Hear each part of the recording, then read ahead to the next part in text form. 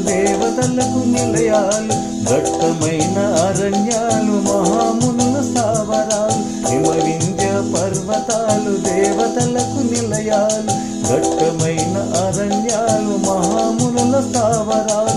పసిడి పంట క్షేత్రాలు పంచలోక ఖనిజాలు, పసిడి పంట క్షేత్రాలు పంచలోక ఖనియాలు.